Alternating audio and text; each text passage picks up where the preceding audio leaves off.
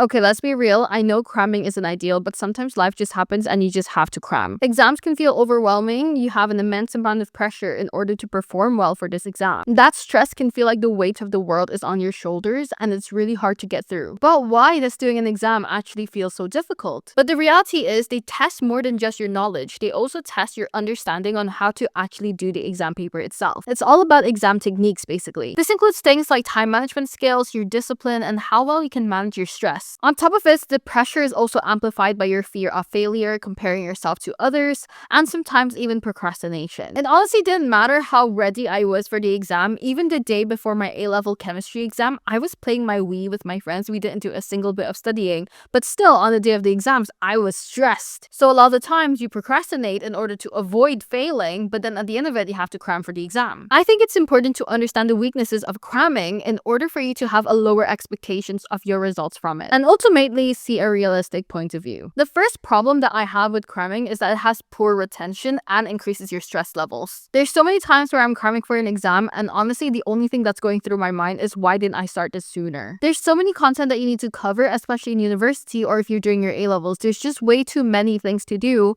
in comparison to when you were doing your GCSEs or your KS3. Lastly, it also lacks a lot of context. You may know the surface of the subject itself, but the actual deeper understanding of it, you will not know. Which means if they give you more application questions as compared to just like blurting out the theory, you won't be able to do it. Okay, but you did click on this video, so all is not lost. I am here to save you. Okay, so let's create your cramming game plan. The key to this is strategic preparation and active studying. Break your study material into smaller chunks so that it's easier for you to manage. Now, when you have this done, you're then going to go and do the 2-3-5-7 planning method. It depends on how many hours you have or how many days that you have. If you only have 1 month to cram for the exam, I would definitely suggest the 2-3-5-7 method. If you only have a week, then you're going to do a different method instead. So in the 2-3-5-7 method, what you're going to do is to grab your calendar and mark out the date of your exam. So let's say your date of the exam is January 30. From here, you're going to go 2 days backwards. That's the last day you're going to study for the exam. So that's going to be January 28. And then count 3 days before that, January 25, which is the next day you're going to study for the exam. And then 5 days before that, so January 18. And then January 11, 7 days before that, those are all of the days where you're going to focus on just that exam itself. This is super helpful when you have a bunch of exams happening at around the same time, because then you don't have to like split your focus throughout the day. And also like kind of, for me especially, like I tend to gravitate towards one subject because I'm more familiar with it, and therefore I am more comfortable with doing that subject, which then causes me to procrastinate in all the other ones. So the 2-3-5-7 method prevents you from doing that, basically. Now, if you only have a week, then your plan's going to be the Cram game plan, which is splitting it up into study focus, study active, and study responsibly. Starting off with study focus, you're not going to waste time, which is why I'm speaking so quickly, because I don't want to waste your time. It's better you use this time to actually study. You want to focus on one key topic that is very likely to appear. How do we know that? Do past papers. You don't even have to like actually physically do the past papers. Just look through the past papers and see which topic is coming up. It's most of the times, it doesn't matter if you're like in America, you're in Canada, Singapore, UK, whatever it is, you will oftenly see that some of the questions are very repetitive. And this is not going to be the same in university. If you're a university student, you will oftenly see that sometimes the questions are somewhat similar, but they're not going to be the same every single time. A lot of the times, these topics also give you the most mark. If you're doing your A-levels, your GCSEs, a lot of the high mark topic lists are already out there. I have one for chemistry that's already in my Discord server, and also for bio and physics, which is for GCSEs.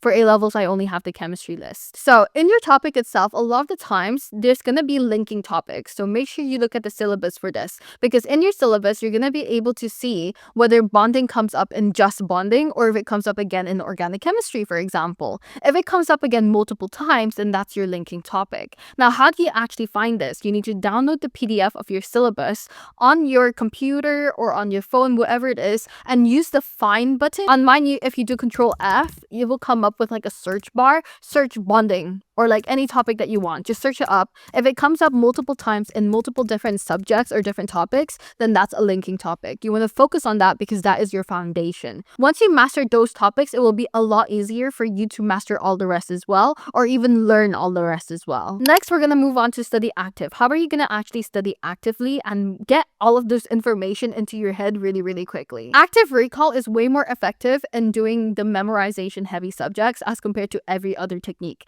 Now, active recall is an umbrella term which encompasses a lot of different techniques. So Feynman technique, blurting, method of loci, all of these are called the active recall techniques. Active recall is good because it helps you to stimulate exam environment, identify weak areas, and as well as improve the time management skills that you have. Now, Birmingham City University actually explained that active recall is a powerful revision technique where you can actively retrieve information from memory without any prompts. Unlike passive methods like just rereading or taking any notes, it strengthens the neural connections between the information that you have and also improving the long-term memory. By forcing your brain to dig out the information, active recall will prepare you for the challenges of the exams. This will ensure that what you learn will actually stick to your head. Regularly practicing active recall will help you to recall facts during the test and build the skills that you need in order to succeed. So some of the revision methods that uses active recall, like I said before, is like the Feynman technique. You can also use the Lightner system, which is basically using your flashcards in order to split it up into different boxes. I will put a picture of that right here. Then you can also do practice questions. This is my absolute favorite one.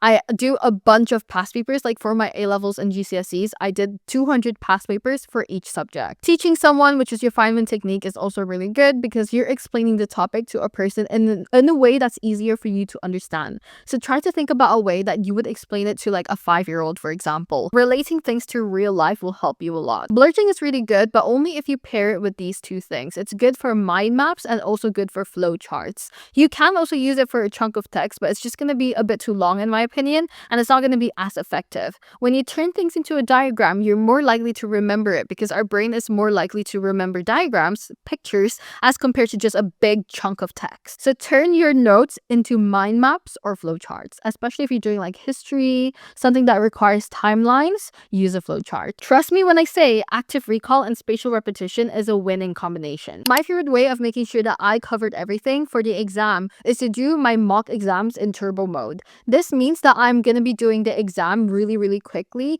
as I can. It doesn't matter if I make mistakes because I just want to see if I actually know the knowledge or not. If I make mistakes, then I'm going to turn that into a flashcard and memorize it from there. You want to simulate exam conditions by using past papers or sample questions under time settings. What I did was actually turn this into a game. So every mistake that I made, every point that I lose from the overall mark, I will take off a minute from the overall time as well for the next past paper. So if I make a lot of mistakes, I have a lot less time for me to complete the next paper. So of course my grades are going to be lower, but it becomes a game for me because I'm like, okay, I now need to go faster. I need to think faster. My mental recall of the knowledge is actually a lot better. And this probably helped me in order to improve my photographic memory as well. So again, you want to skip the endless rereading of your notes, whatever it is. You don't want to be reading. You want to be doing. Number 3 is study responsibly. Caffeine strategically, sleep decently. You don't want to be running on just 2 hours of sleep and caffeine the entire day because trust me, you're going to crash during the exam. That has happened to me. I fell asleep in my history exam. Instead of using caffeine for drowsy hours, you want to use it during your most productive hours for an energy boost. Do not ever skip sleep because your brain needs it. It needs that energy. It needs it to recharge. Even a short power nap for 25 minutes can help a lot. Taking short breaks, getting enough sleep, and staying hydrated are just as important as studying itself. You want to take care of yourself so that you don't burn out just before the exam. These habits will actually help your brain to function at its best. Now let's talk about the cramming mindset. You just need to focus on the right strategy. So firstly, you want to ditch perfectionism. You've seen this in the past 2 videos that I keep talking about perfectionism and how you don't want to study perfectly. You just want to see progress. You want to prioritize progress. Understanding bit by bit is a lot better than getting it right the first time around because otherwise you're going to be stuck on one little tiny paragraph that you can't seem to remember over and over again. Move on.